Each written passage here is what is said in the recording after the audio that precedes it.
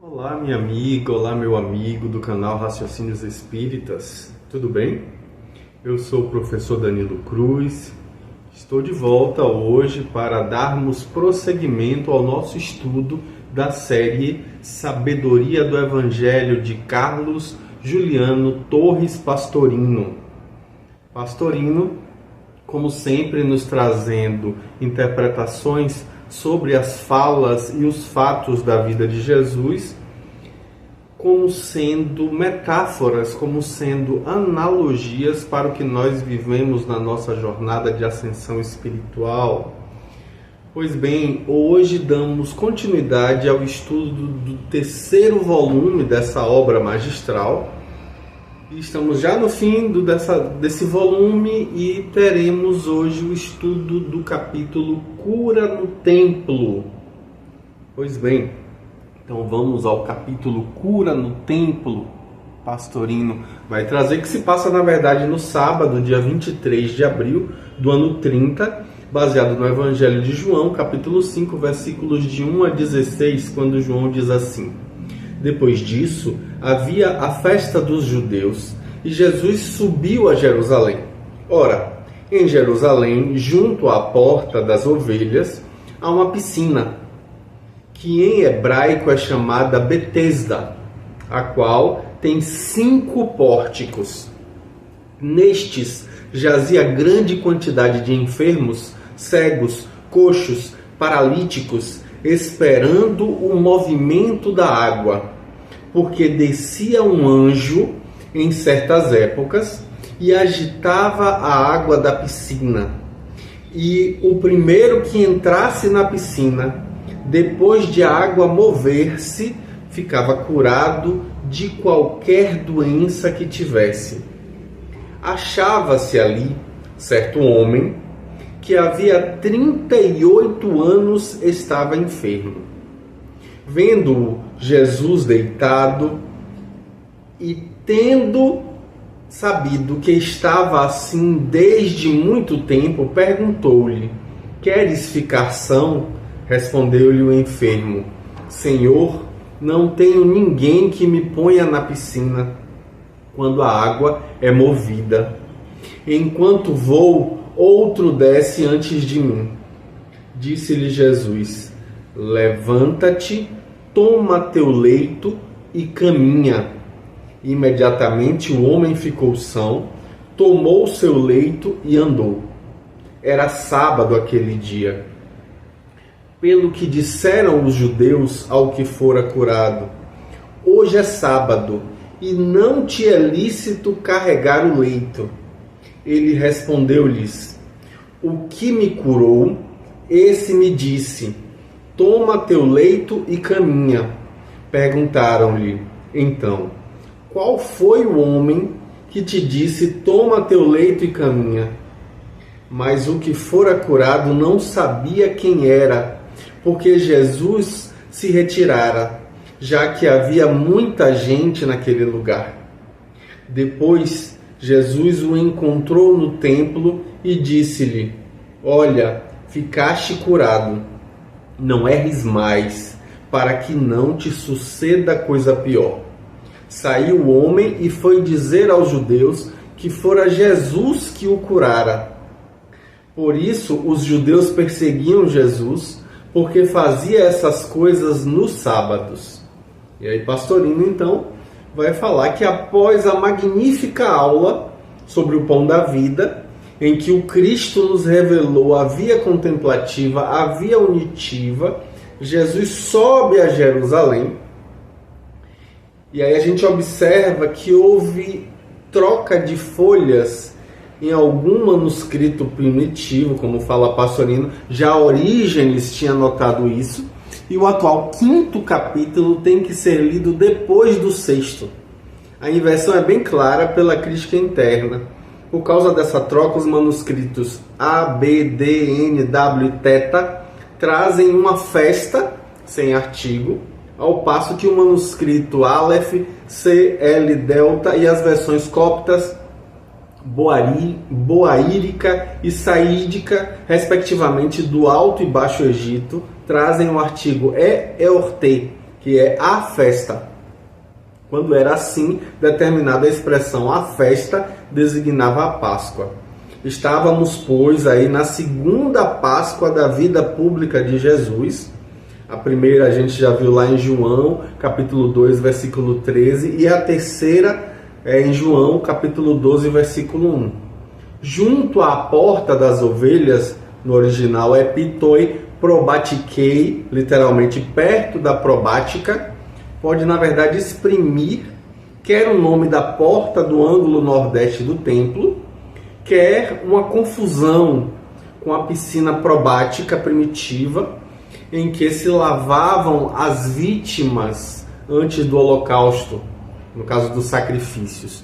O nome dado à piscina, Kolubetra, literalmente banho público, apresenta algumas variantes. A primeira, Bezata, por Eusébio, baseado em Flávio Joséfo nas suas antiguidades judaicas, que cita o novo bairro de Jerusalém, dando-lhe o nome de Bezata, que significa cidade nova.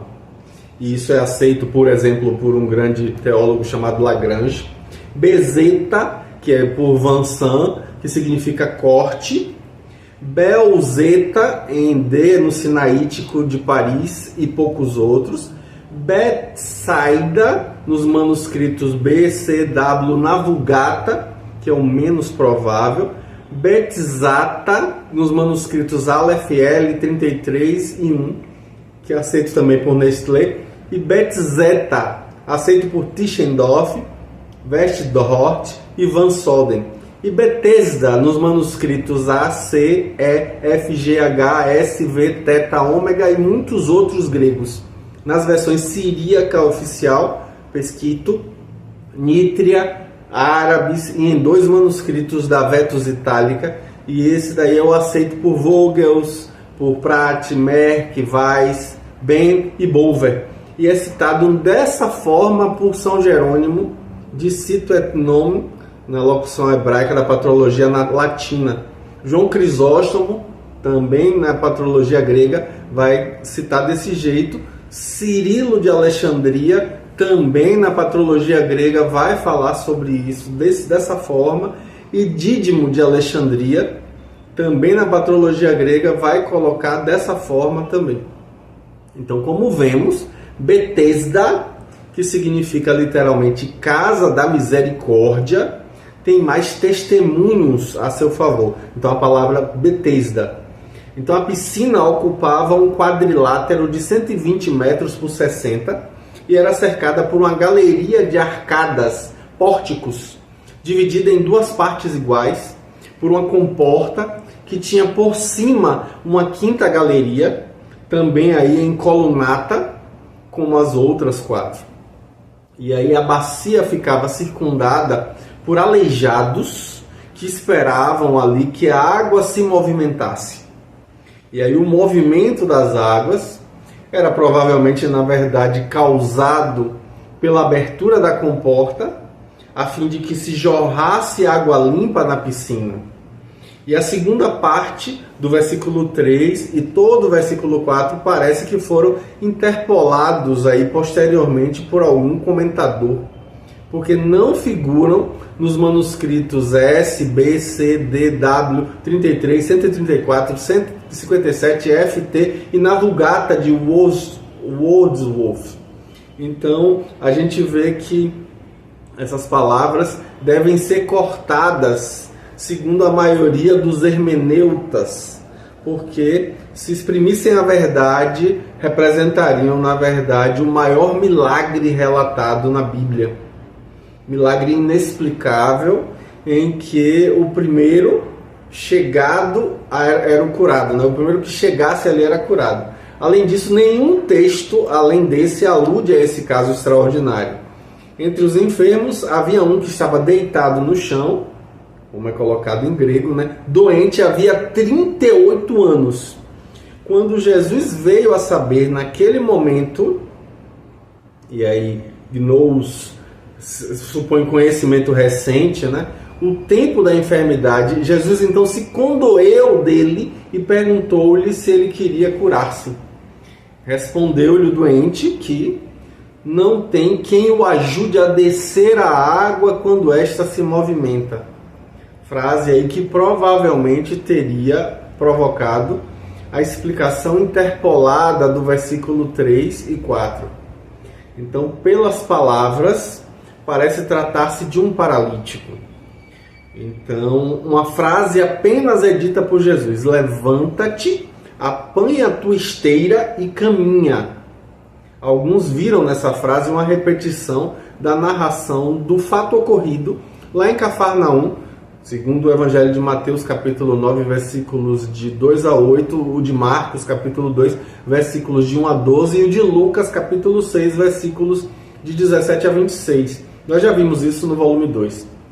Mas as circunstâncias diferem totalmente e o ensino ministrado é de uma outra ordem.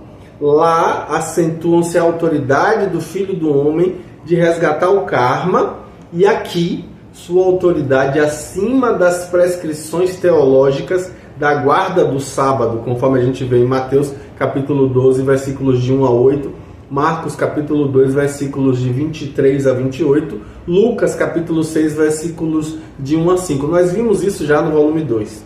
Então, realmente, entre as 39 proibições de trabalho aos sábados, é expressamente mencionada a do transporte de um leito, com alguém deitado nele ou vazio.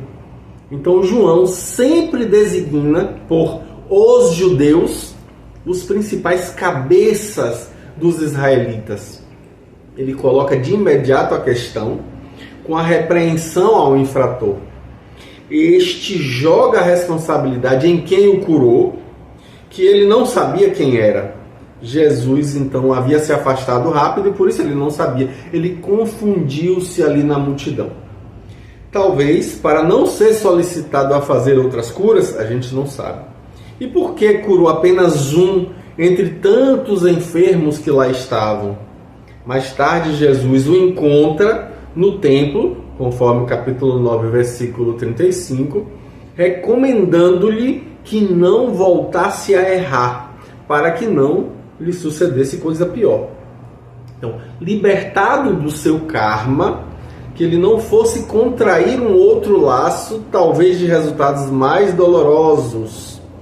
E aí Pastorino vai dizer que o comportamento deste doente, indo logo denunciar Jesus àqueles que o haviam repreendido, parece bastante esquisito. E aí Pastorino vai comentar que alguns pretendem desculpá-lo, atribuindo-lhe apenas o desejo de tornar conhecido o seu benfeitor. Realmente, com a lábia dos mal intencionados, estes talvez o tenham convencido a dizer quem o curou, para que pudessem louvá-lo. Aqui é nos apresentado um episódio privativo da narrativa de João, obedecendo aí a mesma técnica didática utilizada na lição do pão da vida, partindo de um exemplo prático, de uma experiência viva, finaliza com o desenvolvimento de um tema teórico.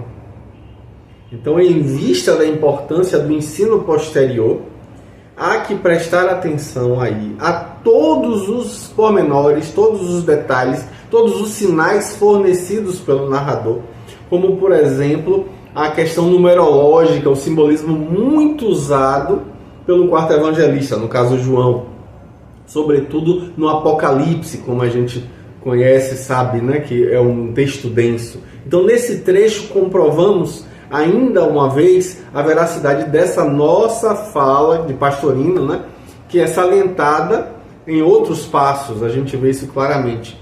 Quando João assinala minúcias numéricas totalmente secundárias e inexpressivas, não fora o símbolo que exprimem. A piscina com 5 pórticos, o enfermo havia 38 anos, mas tudo isso é base para posteriores esclarecimentos na lição teórica. Então vejamos o trecho. Inicia-se salientando que Jesus subiu a Jerusalém pela festa da Páscoa.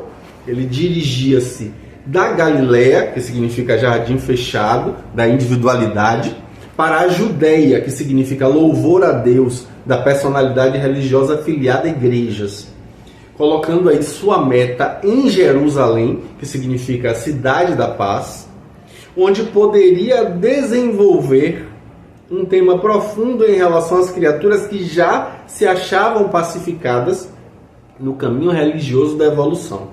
E isso por ocasião da festa da Páscoa, isto é, da alegria da passagem da ordem inferior da personalidade para a ordem superior da individualidade. Então, nesse ambiente, anota-se o local da lição prática, a porta das ovelhas, o lugar mais indicado para um bom pastor. Conversar ali com aqueles que, quais ovelhas entre lobos, desejavam penetrar o sentido mais profundo das Escrituras, que conseguiriam então se libertar do sentido literal. Era exatamente a porta de acesso a uma lição espiritual profunda. Não nos esqueçamos, como aponta Pastorino, de que as ovelhas constituem o símbolo do holocausto, o símbolo do sacrifício da parte animal do ser humano, quando aceito resignadamente.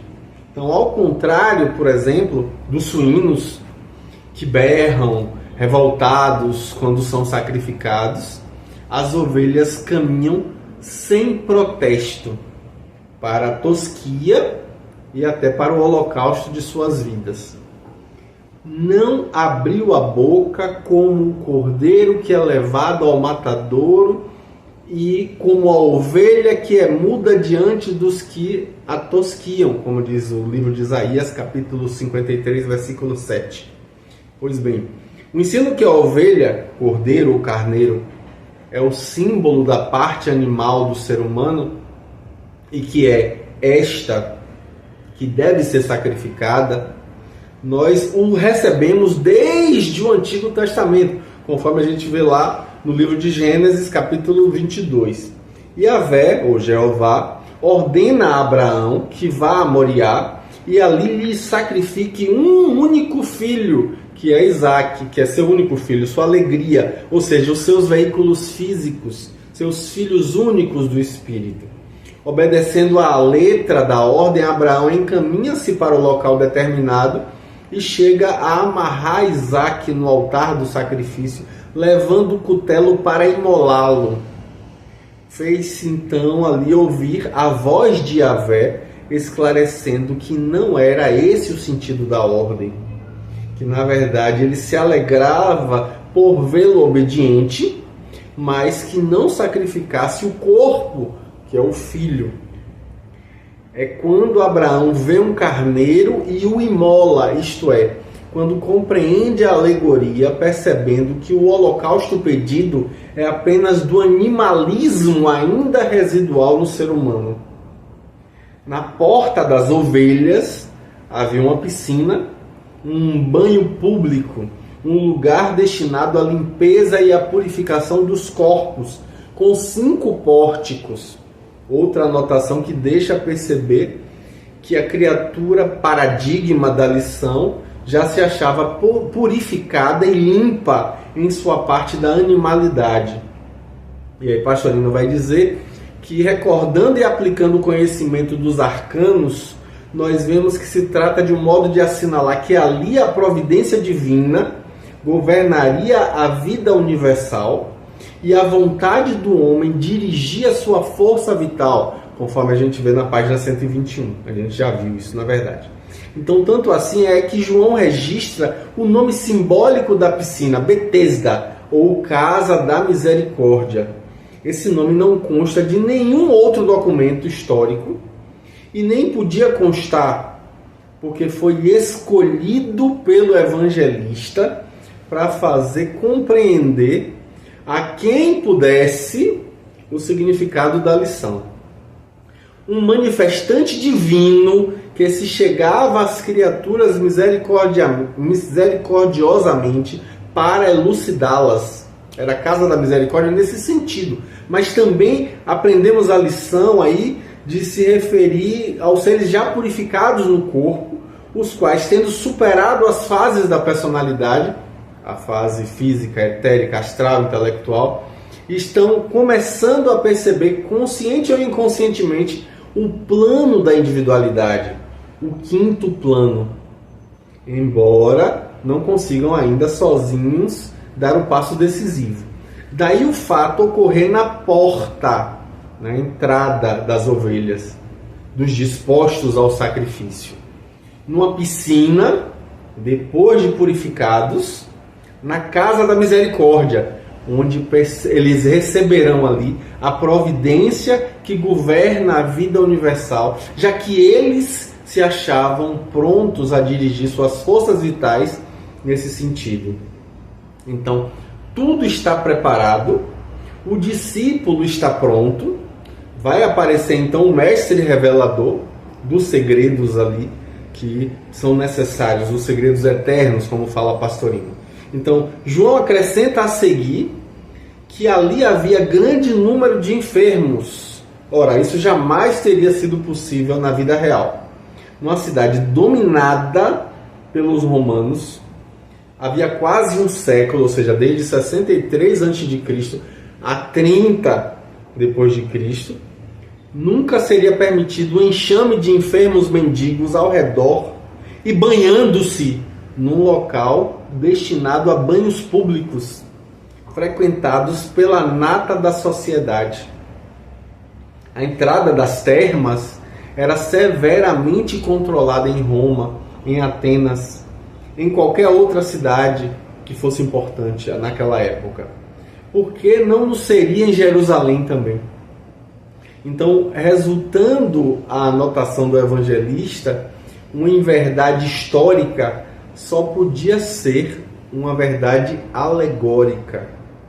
Tanto é que ele ainda cuida de especificar os tipos de enfermos, cegos, coxos e paralíticos. Aí nós temos, pois, aqueles que, embora começando a perceber a individualidade nos lugares de louvor a Deus, isto é, nas religiões oficiais, e embora na cidade da paz, ou seja, em estado pacificado pela convicção religiosa, estavam cegos, não compreendendo o que com eles se passava, não vendo a realidade evolutiva. Eram também coxos, como que caminhando com uma perna só a devoção, sem conseguir usar a outra, a evolução. Ou se achavam paralíticos, sem poder dar um passo sequer na estrada certa. Todas as três espécies de enfermos que não poderiam, como aponta Pastorino, mover-se sem a ajuda de outrem. E aí Pastorino nos convida a notar que João não fala de surdos, pois estes seriam os que não queriam ouvir ninguém, vaidosos e presunçosos, os de seus conhecimentos, e portanto não estariam ali aguardando o mestre. Também ele não fala dos mudos, dos leprosos, dos possessos, dos obsidiados, dos epiléticos, dos hidrópicos. Ele cita apenas três classes. Precisamente teriam dificuldade de lançar-se na água quando esta se movimentasse. Os cegos não enxergariam o movimento da água. Os coxos poderiam mover-se claudicando com dificuldade. E os paralíticos, que não poderiam mover-se. Ora, se na realidade a cura se desse tal como literalmente dá a entender o Evangelho, não haveriam de faltar os portadores de outras moléstias, que com facilidade poderiam atirar-se na piscina curando-se. Como lá não estavam, como é possível que eles não estivessem lá? Então há um detalhe aí que nos chama a atenção para o simbolismo da cena, como Pastorino comenta. E é realçado esse simbolismo pelo fato de o mestre dirigir-se a apenas um dos presentes, ao que já estava preparado de todo para caminhar à frente, dando o passo decisivo para a atuação na centelha divina dele. Com efeito, ali é anotado que esse que ali estava já se achava enfermo, ou seja, fraco, havia 38 anos.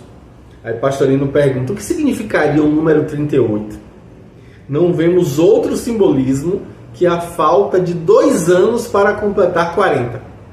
Olha que interessante, ele diz o quê? Que nós sabemos que 40, isso já foi visto no volume 1, quando a gente falava dos números, exprime a luta do espírito com o mundo exterior. Em sua encarnação, ou seja, materialização do astral e do etérico, o espírito, a centelha divina, ainda não havia atingido a exteriorização de si mesma no plano da personalidade. Ainda não conseguira manifestar-se a esta. Faltavam-lhe 2 anos somente. Recordemos aí de que o 2 é no plano humano a receptividade feminina, o campo pronto a receber a semente fecundadora aí, no caso, né, que vai levar à fertilidade. Então faltava apenas receber a manifestação da palavra, o Logos, ou o segundo aspecto da divindade, para que essa centelha se manifestasse à personalidade. O homem estava pronto, o homem estava aguardando a mão que o ajudasse a dar o passo definitivo. E o Cristo pergunta-lhe se ele quer dá-lo, quer dar esse passo. Nada é feito sem que o livre-arbítrio da criatura o decida. É o simbolismo do 5, a vontade do homem para dirigir sua força vital. A resposta dele, mais uma vez, confirma nossa interpretação aqui. Não tenho quem me ponha na piscina quando a água é movimentada, porque não teria ele dito simplesmente quero. Na realidade, Pastorino vai dizer que nós sabemos que a água simboliza a interpretação alegórica das Escrituras.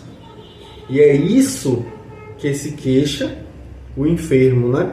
Não podia mover-se sozinho para ir buscar essa compreensão profunda. Faltava-lhe a chave. E não encontrara ninguém que lhe proporcionasse meios de penetrar a alegoria, meios de extrair das palavras físicas, da letra, o sentido espiritual, o sentido profundo, conforme nós vimos no volume 1.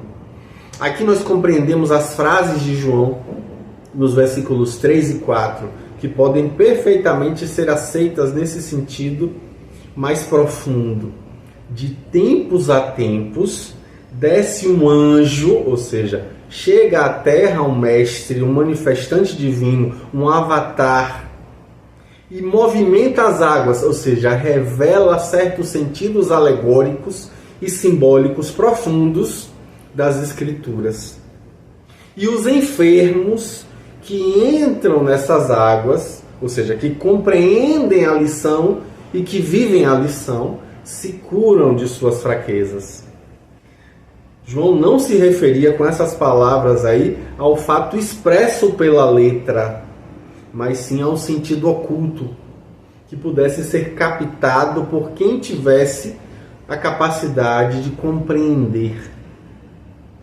Que potesti capere capiati, como é colocado em latim, né? Então, diante dessa disposição de aceitação plena, em que o enfermo apenas solicita a ajuda de alguém para iniciá-lo, o Cristo resolve fazê-lo. Levanta-te, isto é, eleva as tuas vibrações íntimas. Toma o teu leito, ou seja, domina teu corpo, carregando-o como um peso necessário, embora incômodo e externo a teu eu verdadeiro. E caminha e prossegue avante na tua jornada evolutiva, em busca do Espírito com E maiúsculo. E a seguir o evangelista ainda salienta que era sábado, o dia prescrito ao repouso. E por isso os judeus, ou seja, os adoradores de Deus, sequazes ortodoxos da religião oficial, protestam ao vê-lo afastar-se das prescrições religiosas correntes. Todos os religiosos fervorosos ou fanáticos colocam a observância externa dos cultos, dos ritos, como base de salvação e condenam com veemência, excomungando inclusive, todos aqueles que, libertando-se das exterioridades, como aponta Pastorino, procuram seguir o espírito, a individualidade. Então o doente desculpa-se dizendo que aquele que o havia curado, que lhe havia revelado o caminho a seguir, manifestando-lhe o sentido secreto do espiritualismo ali contido, esse lhe havia ordenado que não desse importância aos preceitos impostos pelos homens, mesmo que tivessem sido atribuídos à divindade. Aí Pastorino vai dizer que quando lhe perguntam quem era esse, ele responde não saber. Trata-se do grande inominado, o Cristo interno, que a personalidade de Jesus nos revela plenamente. Mais tarde, em um outro contato íntimo, em um outro contato profundo, Jesus o encontra no templo, ou seja, o Cristo tem contato com ele no coração, percebe de quem se trata ao aprender que deve vigiar para não cometer outros erros, afastando-se do espírito, pois coisas piores poderiam lhe ocorrer. Em encarnações de sofrimento, encarnações de dor. Não mais trilhar os caminhos da materialidade, no antissistema, como fala Pietro Baldi, mas sair do polo negativo para o positivo, para o sistema, na fala de Pietro Baldi, que é citada por Pastorino. Emocionado com as novidades do ensino e ofuscado com as luzes que lhes chegaram, embora já se sentisse perseguido por haver saído da trilha normal, comum a todos os religiosos de mentalidade estreita, ele resolve divulgar a verdade, revelando de onde recebeu esses ensinamentos, o Cristo.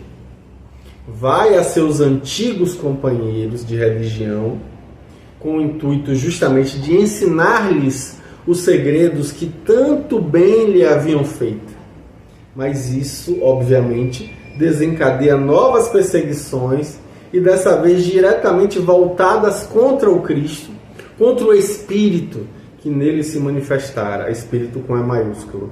E aí Pastorino disse que estava dada a aula prática e experimental, só faltando ali o desenvolvimento teórico, para que os discípulos compreendessem a profundidade daquele exemplo apresentado na experiência vivida. E é o que o mestre faz a seguir numa lição cheia de beleza, cheia de elevação, numa aula magistral. E a gente vai ver isso na próxima semana.